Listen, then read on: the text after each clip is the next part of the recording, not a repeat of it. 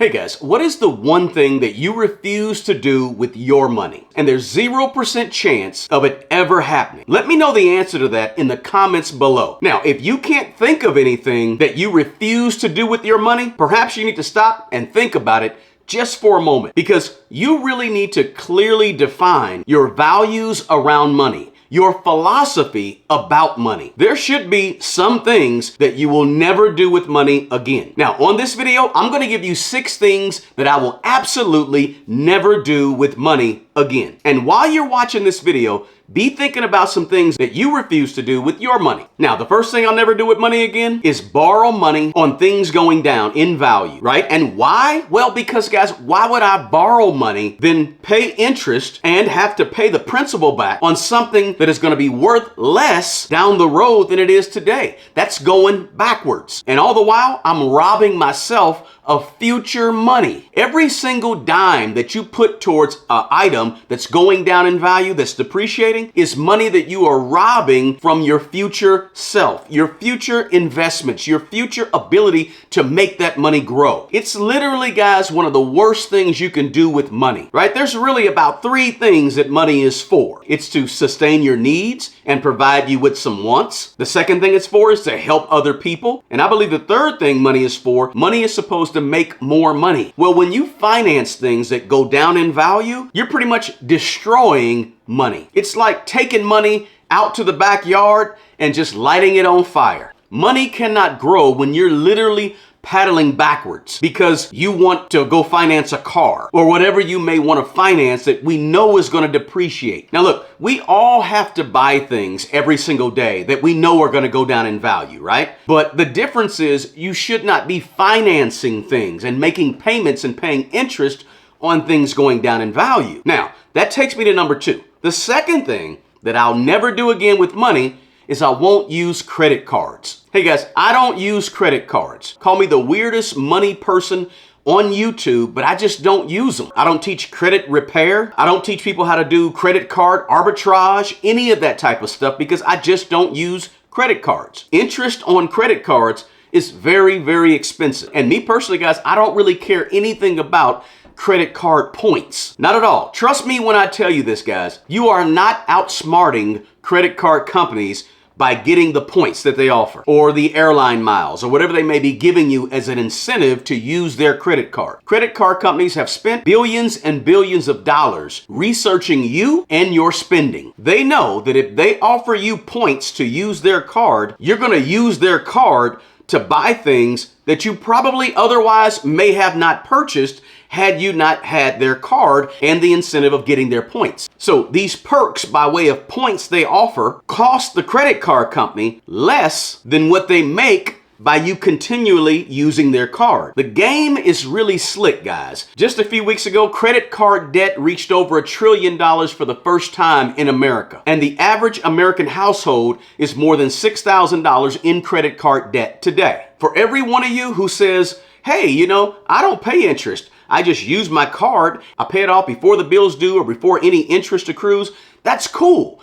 But for every one of you that do that, there's about 20 people that don't do that. And those people end up paying 20% or more on credit card interest. Hey, I don't keep cookies in my house because if I kept a bunch of cookies in my house, I'd eat them and eat them and eat them. I'd eat the whole pack on a regular basis. Just last night, I had a whole pack of Fig Newtons, believe it or not. Because when I keep cookies in the house, I'm going to eat the cookies because I'm going to be tempted to eat them. Credit cards are the same way, guys. When you have them, you're tempted to use them. And hey, if you use credit cards responsibly, congratulations. Fantastic. You are in the minority because most people don't. So congratulations to you for being disciplined. I've just not used credit cards myself in probably over 11 years or so. And I really haven't missed them. Oh, by the way, guys, if you're getting anything of value out of this video, please do me a favor and consider subscribing to the channel if you're not already a subscriber and smash that like button below for me. And share this video with somebody who you think could probably benefit from this information because this information could really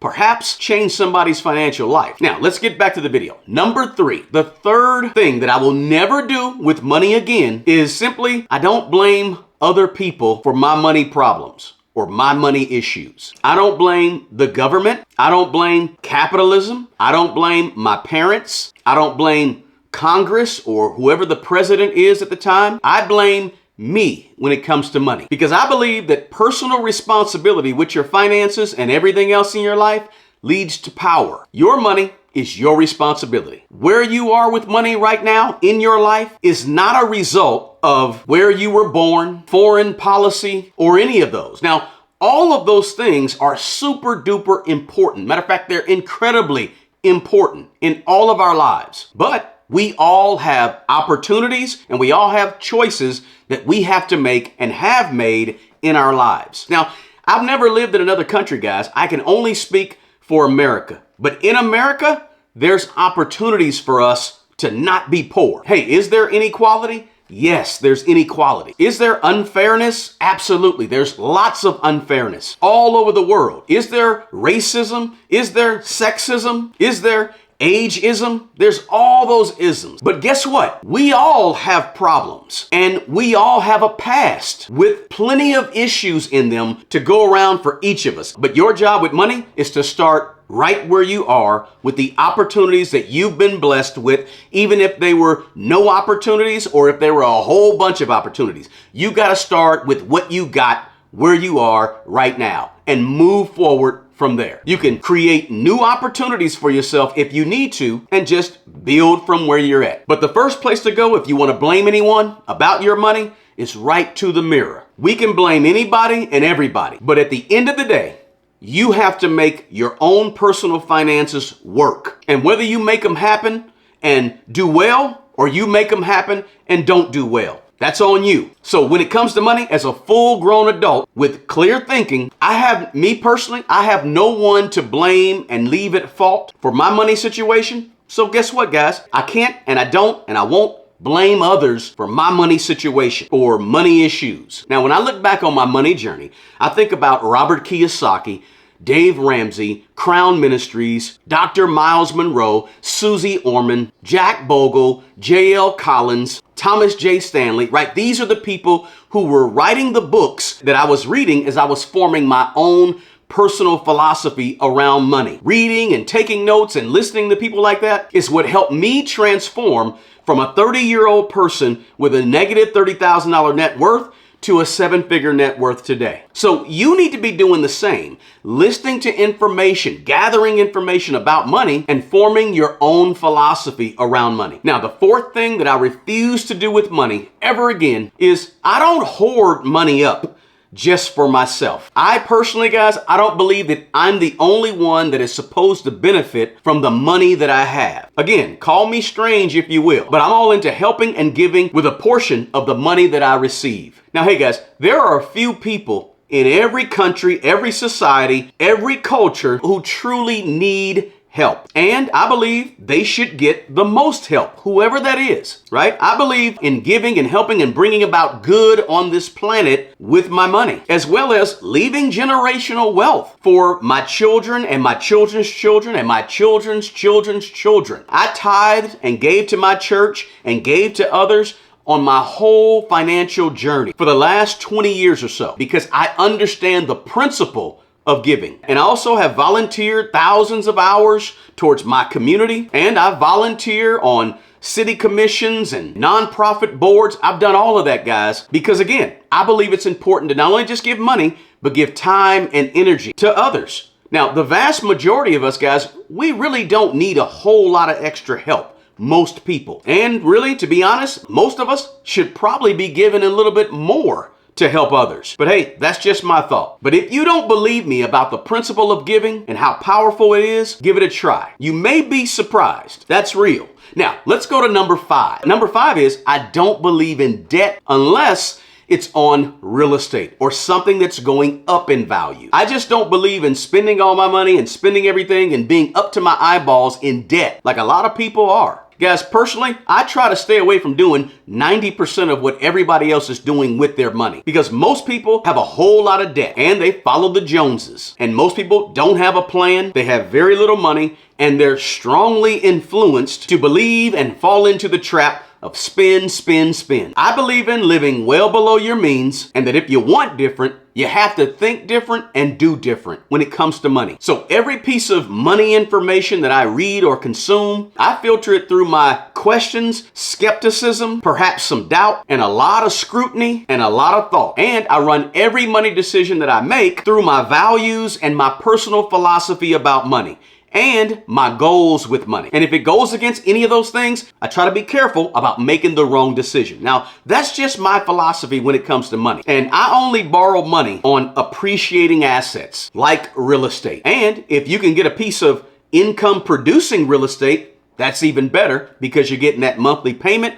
Plus, you're getting appreciation from that asset going up in value. Other than real estate or an asset that's going up in value, I believe that debt is not really your friend. So I always tell people to try to get rid of debt as soon as possible because every payment that you pay on debt is payments that you miss going towards an investment and increasing your money in the future. So buy cars debt-free.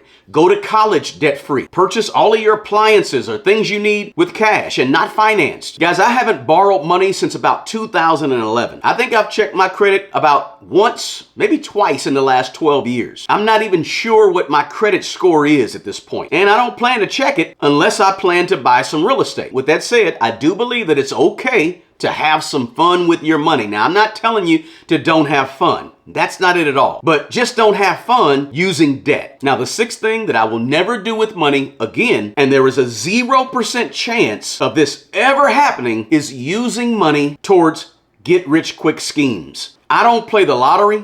I don't gamble. And I'm just not a get-rich-quick believer, guys. Call me old school if you want. Those YouTube channels are out there. The ones that tell you how you can make $1 million in a week, but that's not this channel. I'm just a regular guy who lives a regular, modest life. I drive old used cars, and I'm just not flashy, and I'm not selling you the get-rich-quick philosophy about money. I'm just a guy who started life extremely poor, and I've come to believe that money takes time. Real wealth takes consistency over time and more discipline and more right decisions with money. I believe that wealth building is just that. It's building, and it starts with a strong foundation. Just like a building that you see constructed, it has to have a strong foundation laid out underneath it before you can begin to build on top of it. I believe money and building wealth is the same way. Look, Rome was not built in a day. Egypt was not built in a day. And real wealth won't be built in a day. I just believe in the old-fashioned way. The three big pillars of building wealth, right? Business building, stock market participation, and real estate. Hey, I'm not a Forex guy. I'm not a crypto guy.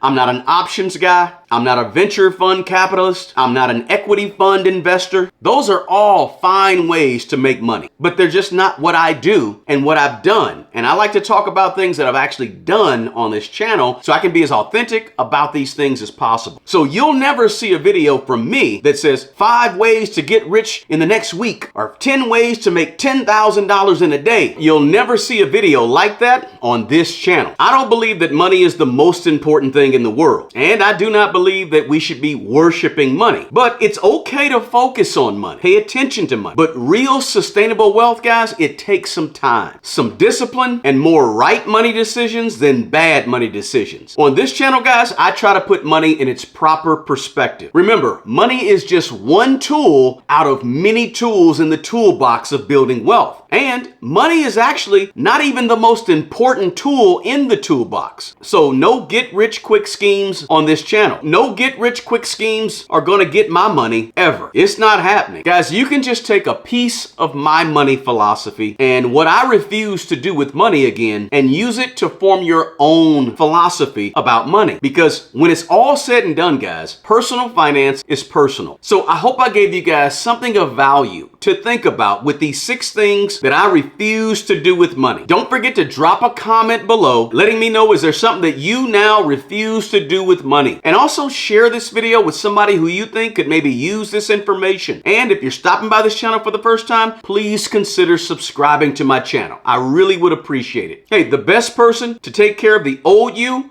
is the young you. Always take good care of yourself, but also take good care of other people. And I'll catch you on the next video.